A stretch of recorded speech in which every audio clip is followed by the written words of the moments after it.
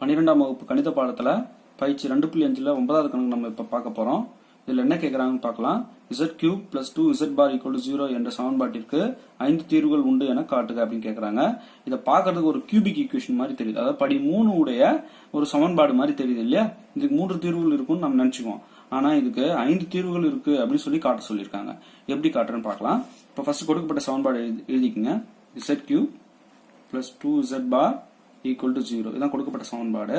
நான் z³ இந்த பக்கம் அப்படியே வச்சுக்கிறேன். இந்த பிளஸ் 2z பார் அந்த பக்கத்துக்கு போயிடுங்க. -2z பார் இப்படி ஆயிடும். அடுத்தது பாத்தீங்கன்னா ரெண்டு பக்கமும் மாடுலஸ் எடுக்கிறேன். So modulus z³ = modulus -2z பார். ரெண்டு பக்கமும் மட்டு எடுத்திருக்கேன். அவ்வளவுதான். இருபுறமும் மட்டுக்கான. இப்போ என்ன பண்றேன்? இதுக்கு ஒரு பண்பு இருக்கு. ஃபர்ஸ்ட் எழுதுறேன். So mod z power n = mod z whole power n. இந்த பண்பு படி நான் என்ன பண்றேன்? இங்க உள்ள இருக்கிற இந்த 3 மேல எடுத்துட்டு போயிடுறேன். So mod z whole cube இப்படி ஆயிடும். ஓகே. அடுத்து இதுக்கு என்ன பண்றேன்? இதுக்கு ஒரு பண்பை நான் பயன்படுத்துறேன். என்ன பண்புனா mod z1 * z2 = mod z1 * mod z2. அதாவது பெருக்கலா இருக்கிற இரண்டு கலப்பெண்களுக்கு மாடுலஸ் இருந்ததுன்னா தனித்தனியா அந்த மாடுலஸ் பிரிச்சு கொடுத்துக்கலாம். அதுபடி இங்க பாத்தீங்கன்னா மாடுலஸ் -2க்கு 1, ரைட். அடுத்தது மாடுலஸ் z பாருக்கு 1. தனித்தனியா அந்த மாடுலஸ் ரெண்டுக்கும் பிரிச்சு கொடுத்துருக்கேன். அடுத்தது இந்த mod z³ அப்படியே இருக்கட்டும் = இந்த மாடுலஸ் -2ன்றது 2 தான். சரியா? இது எப்படின்னு போன வீடியோல நான் சொல்லியிருக்கேன். இதுக்கு முன்னாடி போட்ட வீடியோகள்ல சொல்லியிருக்கேன். இந்த மைனஸ் கட் ஆயிடும். அடுத்தது mod z பார் இருக்குல்ல, அது ஒரு பண்பு இருக்கு. என்னன்னா mod z பார் = mod z. அப்ப mod z பார் நீக்கிட்டு நான் என்ன பண்ணிடுறேன்? mod z னு போட்டுக்கிறேன். ரைட். இப்போ அடுத்து பாத்தீங்கன்னா இந்த இருக்குல்ல 2 mod z இந்த பக்கம் எடுத்துட்டு வந்துறேன். சோ mod z³ மைனஸ் ஆயிடும். அப்போ 2 mod z = மீதி அந்த பக்கம் 0 இருக்கும். ரைட். இப்போ இதுல காமனா mod z வெளியே எடுத்துறேன். எடுத்துட்டா இங்க mod z ஸ்கொயர் ஆயிடும். ரைட். மைனஸ் இங்க 2 மட்டும் இருக்கும். இல்லையா? mod z தான் வெளியே வந்துருச்சு = 0. இப்போ mod z = 0, mod z square -2 = 0 ரெண்டா பிரிச்சு எழுதுறேன். சோ mod z = 0 இது ஒண்ணு. அடுத்தது mod z ஸ்கொயர் -2 = 0 இது ஒண்ணு. இந்த மாதிரி பிரிச்சு எழுதிக்கிறேன். இப்போ mod z = 0 என்ன அர்த்தம்? z = 0 னு அர்த்தம். அப்ப இது ஒரு தீர்வு நமக்கு மாட்டிக்கிச்சு.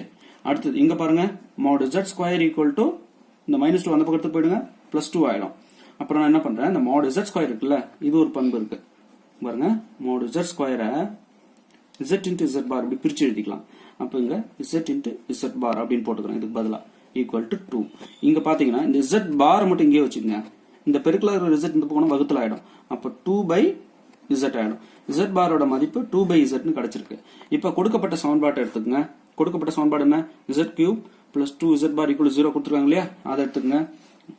z³ + 2z bar = 0 இதான் கொடுக்கப்பட்ட சமன்பாடு. இதுல இந்த z பார் வேல்யூ கொஞ்சம் சப்ஸ்டிட்யூட் பண்ணுங்க. z³ + 2 * z பாரோட வேல்யூ என்ன? 2/z = 0. இந்த 2 4 இதை அப்படியே பெருக்கிக்கலாம். அப்ப z³ + 2 4/z = 0 இப்படி ஆயிடும். கரெக்டா? அடுத்தது இந்த z அந்த கியூபோட பெருக்குங்க. z³ * z z பவர் 4 இத பெருக்கி இதோட ஆட் பண்ணிக்கங்க. சோ z பவர் 4 + 4 பை குறுக்கு பெருக்கம் பண்ணி கூட்டிட்டு கீழே திரும்பவும் அந்த டினாமினேட்டர் அப்படியே போடணும் = 0. அப்புறம் இந்த z எடுத்து இந்த பக்கம் பெருக்கிடுங்க. z * 0 0. அப்ப z பவர் 4 + 4 = 0. இதற்கு 4 தீர்வுகள் உண்டு. ஆமாவா? இது இதற்கு 4 தீர்வுகள். ஏன் 4 தீர்வுகள் சொல்லுங்க?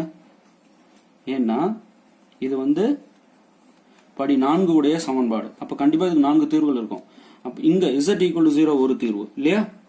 இது ஒரு தீர்வு. அப்ப கீழே 4 தீர்வு கிடைச்சிருக்கு. z = 0 ஒரு தீர்வு. அப்போ மொத்தம் இது ஒரு தீர்வு, இங்க ஒரு 4 தீர்வு. therefore மொத்தம் 5 தீர்வுகள் உண்டு. 5 தீர்வுகள் உண்டு. ஓகேவா? நல்லா பயிற்சி பெற்றீங்கன்னா இதை நல்லா போட்டுடலாம். தேர்வில் வெற்றி பெற வாழ்த்துக்கள்.